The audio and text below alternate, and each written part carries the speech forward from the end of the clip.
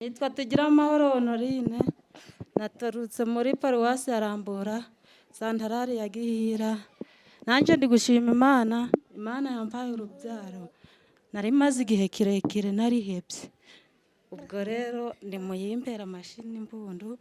Abenshi bajaga baravuga ngo yagiye mu rushinge. Kavuga ngo Mana koko ko nta rushinge nagiyemo, ko ntazi iyo barutereraga Mana, wo napo wansizemo wazayinkuramo. Ubwo iby'amahirwe ubwo nagiye mu sengesho kuri Busogo, Imana igatanga urubyaro. Nti Mana koko waranyibagiwe.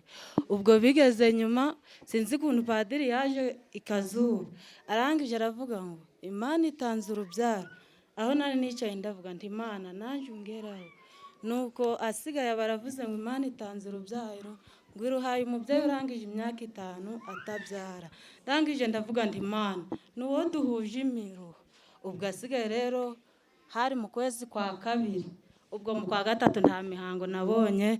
Ni muyimpera mashini impundu kandi padiri zakomeza imusiga amavuta.